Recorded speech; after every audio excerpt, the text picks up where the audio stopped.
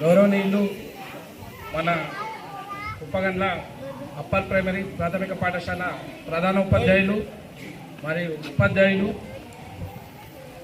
కుప్పగండ్ల గ్రామ కార్యదర్శి గారు మరియు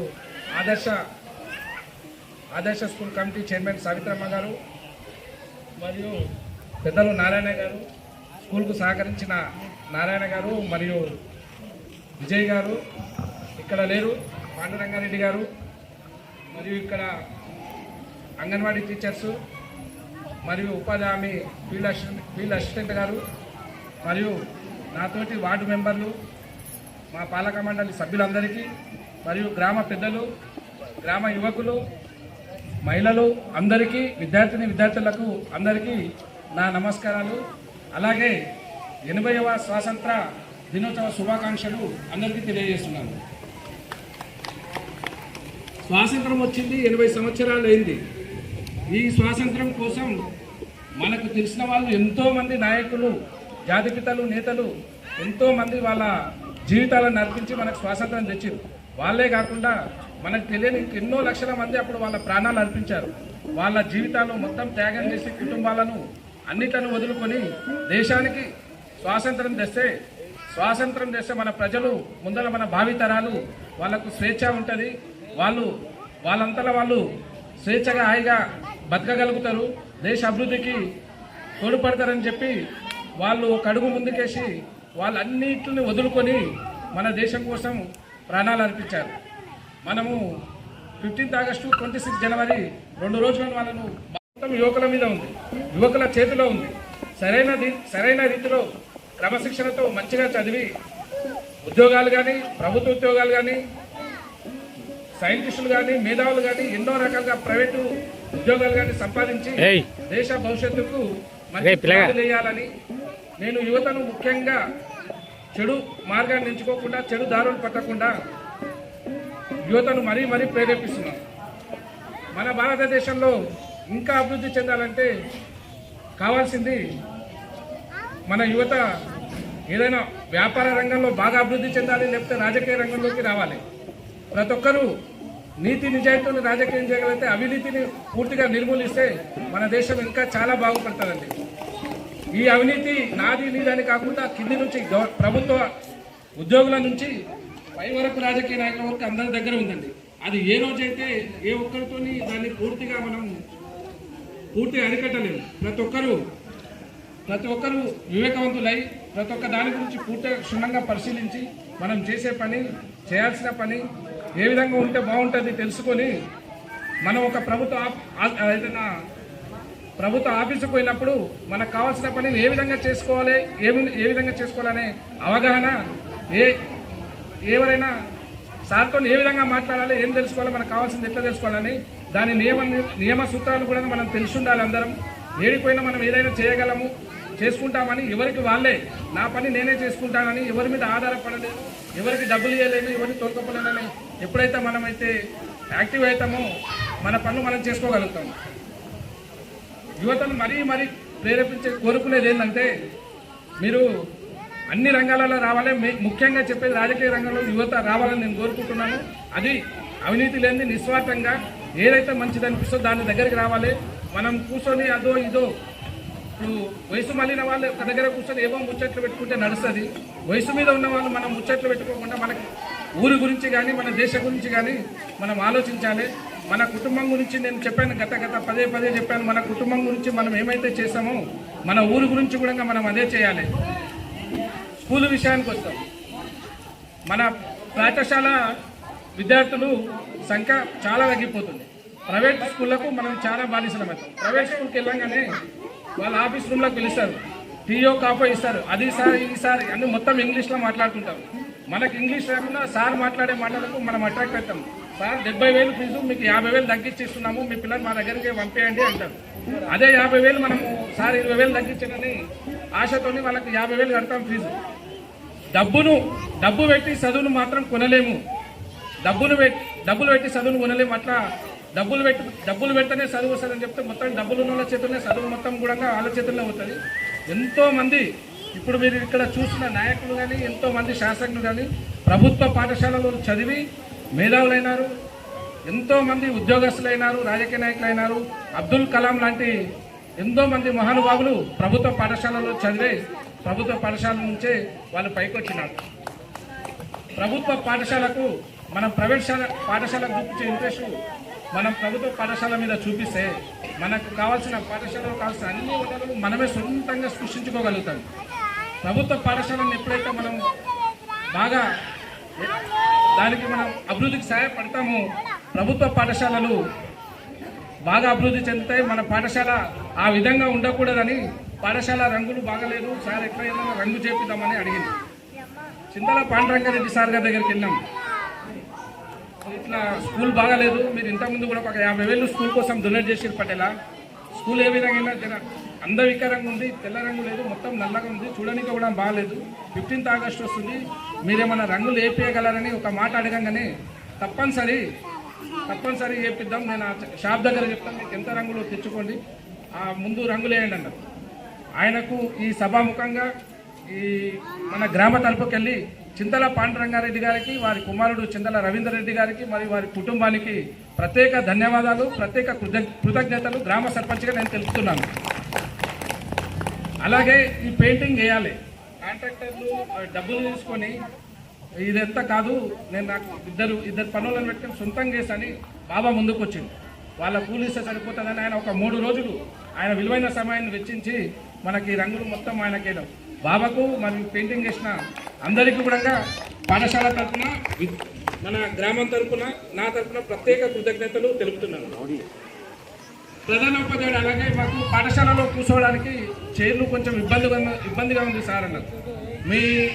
మీ యువకులు చాలా ఉత్సాహంగా ఉంటారు, ఒకరొకరిని ఒక్కొక్క కుర్చీ ఏమైనా అడగగలుగుతారా సార్, ఇప్పించగలుగుతారా సార్, లాస్ట్ టైం బాగా చేసిరు కదా సార్, అట్లా చేస్తుంటే నేను డాక్టర్ విజయ్ గారికి ఒక ఫోన్ చేశానండి. విజయ్, స్కూల్లో కుర్చీలు కొంచెం ప్రాబ్లం ఉంది, కుర్చీలు కావాలా, మీరు ఏమన్నా ఇప్పించగలుగుతారా అని అడిగాము. ఎన్ని కుర్చీలు కావాలన్నా అని ఒకటే మాటలు చెప్పాడు. ఒక 10 కుర్చీలు ఇప్పాను అనగానే మీరు రేపు వచ్చి తీసుకపోండి అని కల్వకుర్తికి పిలిపించి 10 కుర్చీలు, నాణ్యమైన కుర్చీలు, మీరు ఇక్కడ చూస్తున్నారు మనం కూర్చున్న కుర్చీలు, స్టాండర్డ్ క్వాలిటీ 10 కుర్చీలు ఒక మాటలు అడగానే స్కూల్ కోసం, నేను ఆ స్కూల్లో చిన్నప్పటి నుంచి చూసినా, మా నాన్న మేము అందరు చదివినమే, నేను తప్పనిసరి ఇస్తాను 10 చైర్లు స్కూల్కు డొనేట్ చేశాను. ప్రత్యేకంగా విజయ్ కుమార్ గారికి ప్రత్యేక కృతజ్ఞతలు, వారి కుటుంబానికి కూడా ప్రత్యేక కృతజ్ఞతలు, గ్రామం తరఫున, పాఠశాల తరఫున, నా తరఫున కూడా ప్రత్యేక కృతజ్ఞతలు తెలుపుతున్నాను. రోజు 2 క్యాన్లు మనకు వాటర్ ఫిల్టర్ నుంచి స్కూల్కు తేవడం జరుగుతుంది. పిల్లలు ఇంటి నుంచే నీళ్లు తెచ్చుకోవడం జరుగుతుంది. నీళ్ళకు ఇంకా ప్రాబ్లం అవుతుంది, ముందల ఇంకా ఎక్కువైతుంది. వాటర్ ఫిల్టర్ స్వచ్ఛమైన నీరు తాగాలి. మాకు ఎట్లుంటుంది ఏముంటుంది సారు, ఈ విషయంలో సార్ కూడా మీరు చెప్పలే వాటర్ ఫిల్టర్ కావాలండి. మాకే ఆలోచన వచ్చింది, సార్ మేము ఇట్లా వాటర్ ఫిల్టర్ ఏమన్నా మీకు మంచిగా ఉంటుంది సార్ అంటే, మంచిగా ఉంటుంది సార్ మీరు చూడండి చెప్పండి అన్నాను. నారాయణ సాగర్ గారిని మేము వెళ్ళి అడగడమండి, స్కూల్లో పిల్లలు ఉన్నారు సార్, ఇక్కడ మనకు వాళ్ళకు మంచినీళ్ళకి ఇబ్బందిగా ఉంటుంది, మీరు ఒక వాటర్ ఫిల్టర్ ఏమైనా సదుపాయం చేయగలుగుతారా మామగారని అడిగినాం. తప్పనిసరి ఆయన ఒకటే మాట అన్నాడు, తప్పనిసరి ఆయన స్కూల్ కోసం కానీ ఊరు కోసం కానీ నేను దేనికైనా ముందుకు వస్తా, ఎంత కావాలో మీరు ఎంత తీసుకుంటారంటే, మేము మామూలుగా ఫస్ట్ అనుకున్నది ఒక 20 లీటర్ల వరకు రోజు పిల్లలకు సరిపోతుంది స్కూల్కి అనుకున్నాం. లేదు నాయన పెద్దదైనా సరే తీయనను, రోజుకు 250 లీటర్లు సరిపడా వాటర్ ఫిల్టర్ మనకు స్కూల్లోనే పిల్లలకు వాళ్ళకు ఇక్కడ ఇవ్వడం జరిగింది. వాళ్ళకు స్కూల్లో తాగడానికి మరియు వంటలకు కూడా పూర్తిగా సహకరించడమే కాకుండా ఎండాకాలం వస్తే మనం టేబుల్ వేసి పాఠశాల తరఫున కూడా మంచినీళ్ళు అందిస్తామని ఉపాధ్యాయులు, ప్రధాన ఉపాధ్యాయులు గారు కూడా చెప్పారు. మనం అడగంగానే ఫిల్టర్కు మంచినీళ్ళు తాగిపిస్తాం, నేను ఫిల్టర్ ఇప్పిస్తా, మీరు పెట్టుకోండి అని ముందుకు వచ్చారు. అలాగే గత కొన్ని సంవత్సరాల కింద మేము చిన్నగా ఉన్నప్పుడు కూడా ఒక చెరువులో ఒక బోర్ వేపించడం జరిగింది. ఆ బోరు ఇప్పటికీ నడుస్తుంది, ఆ బోరు నీళ్లు ఒక ఏరియా మొత్తం పారుతుంది. దాని తరఫున కూడా మరొకసారి ప్రత్యేక కృతజ్ఞతలు నారాయణ సాగర్ గారికి మేము చెప్తున్నాం. అలాగే మన ఊరి నుంచి కష్టపడి చిన్న మేస్త్రి స్థాయి నుంచి ఒక పెద్ద కాంట్రాక్టర్ వరకు పోయి ఇప్పుడు ఒక సినిమా నిర్మాత వరకు కూడా ఎదిగాడు. మన ఊరిలో అందరినీ భాగస్వామ్యం చేసుకుంటూ మన బడిని, మన గుడిని, మన గ్రామ పంచాయతీని, మన రైతు వేదికను, మన అందరి ఇళ్లను, పిల్లలను అందరిని ఒక సినిమా తెరపై చూపించడానికే ఆయన సొంత డబ్బులు వెచ్చించి ఒక సినిమా తీయడం జరిగింది. మనము ఆంధ్రుల దగ్గరికి పోతే ఏ ప్రొడ్యూసర్ కానీ ఏ డైరెక్టర్ కానీ ఆంధ్రప్రదేశ్ నాది గుంటూరు, నాది రాజమండ్రి, నాది నెల్లూరు, నాది ఒంగోలు అదే అంటారు. మన తెలంగాణలో చాలా తక్కువ. ఆ తెలంగాణనే కాకుండా మన ఊరికి వెళ్ళి కూడా ఒక సినిమా నిర్మాత ముందర ఎంతో మందిని సినిమా తెర కూడా నేను పరిచయం చేస్తా. నా సినిమాలు నాకు మంచిగా నడిచిన ఏదైనా నేను ఆ వృత్తిని ఎంచుకుని అనలేకపోతా, ఎంతో మందికి భవిష్యత్తుని ఇస్తానని చెప్పడం జరిగింది. మరీ వారికి ఒక్కొక్కసారి ప్రత్యేక కృతజ్ఞతలు తెలియజేస్తున్నాను. అలాగే మన ఊళ్ళో చాలామంది టాలెంట్ ఉన్నారు. కొంతమంది వాళ్ళు వెలుగులోకి వస్తలేదు. చిన్న ఏజ్ అయినా మేము ఒక గత సంవత్సరం చూసినాం, గోరెటి శ్రావణి సొంతంగా యూట్యూబర్ పెట్టుకొని ఒక యూట్యూబ్లో ఆమె చేసే రీల్స్ కానీ ఆమె యాక్టింగ్ కానీ ఎన్నో రకాలుగా చేసి ఇప్పుడు 10 మందిలో కాదు, నాకు తెలిసి ఒక 80,000 పైన ఆమెకు ఫాలోవర్స్ ఉన్నారు. మంచి ఒక మార్కెట్ అనేది ఆ యూట్యూబ్లో ఆమె సంపాదించుకోగలిగింది. ఇట్లా తెలివి ఉన్న వాళ్ళను గ్రామం తరఫున కూడా మనం ఎంకరేజ్ చేయాలి. ఎంకరేజ్ చేస్తుంటేనే ఇంకొకరు వస్తుంటారు. అలాగే నారాయణ సాగర్ మరొకసారి పెరుగుతున్నాము. మంచి అవకాశాలు ఏదొచ్చినా మా దగ్గర అవకాశాలు చాలా ఉన్నారు. శ్రావణి గారు ఉన్నారు, సింగర్స్ ఉన్నారు, ఇంకా కొంతమంది రైటర్స్ ఉన్నారు. ఇట్లాంటి అవకాశాలు ఊరి యువతకు అందించాలని మేము ప్రత్యేకంగా మిమ్మల్ని కోరుకుంటున్నాము. మీ దాంట్లోనే కానీ ఇంకా ప్రత్యేకంగా వేరే దాంట్లో కానీ డైరెక్టర్స్లో మీకు పరిచయాలు పెరుగుతుంటాయి. పోను యువతకు అవకాశం కల్పించాలని మిమ్మల్ని మరీ కోరుకుంటున్నాం.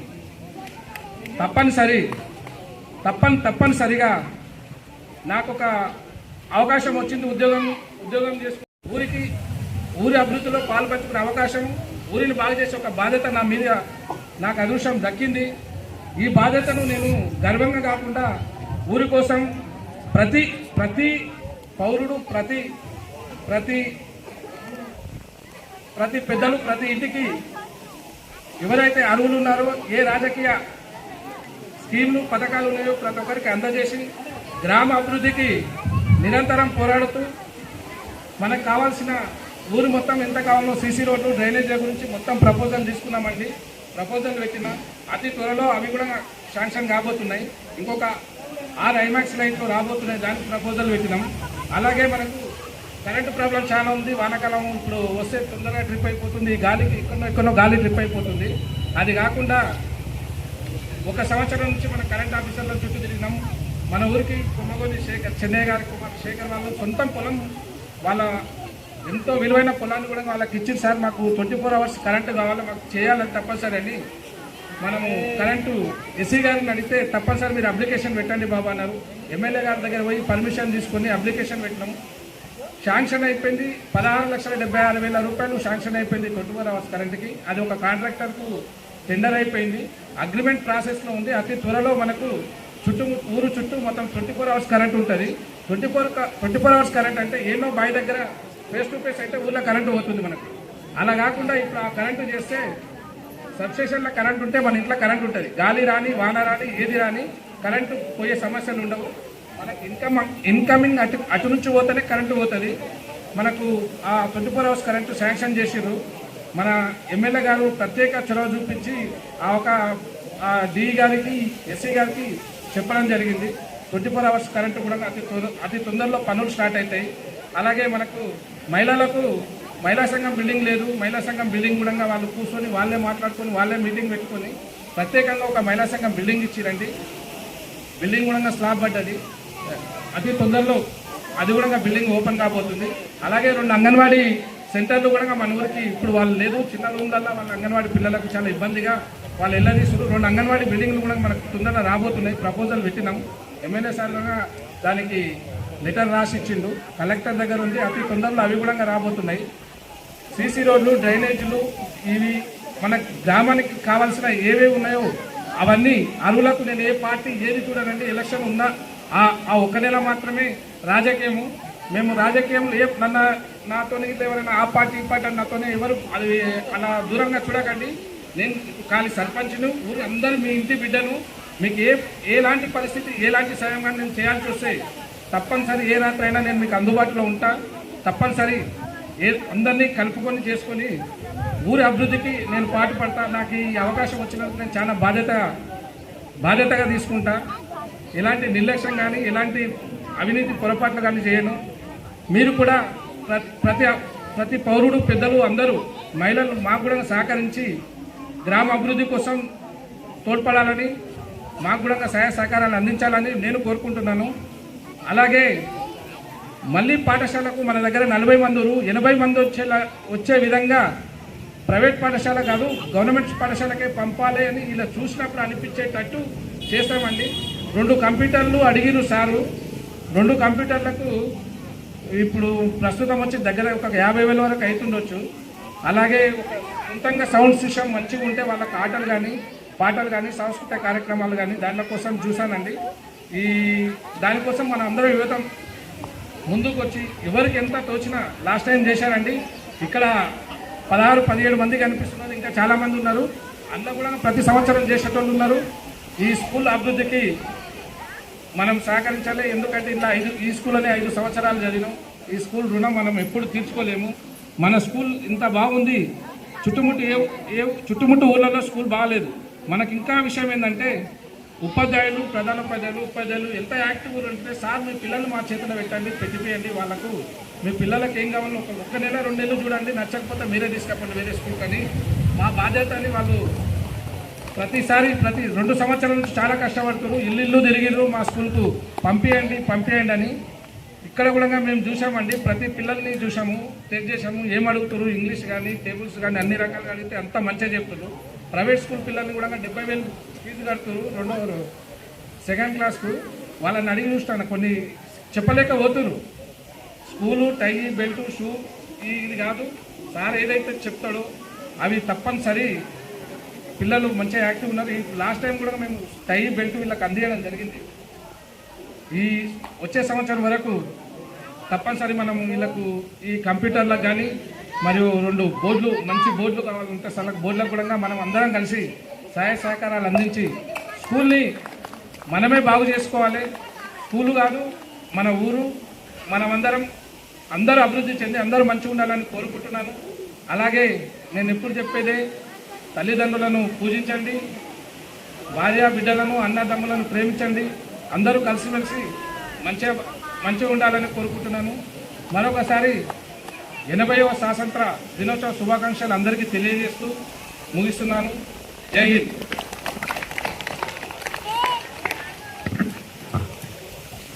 చాలా విషయాలు సార్, పాఠశాలను అయితేనేమి, గ్రామంలోని సమస్యలు అయితేనేమి, అన్ని విషయాలు చాలా కూలంకషంగా మాట్లాడడం జరిగింది సార్ గారు. సార్ మీ సహాయ సహకారాలు ఉండబట్టే ఇంకా చాలా ముందుకెళ్ళగలుగుతున్నాం మేము. నిజంగా కూడా నేను గత సంవత్సరం వరకు ఒక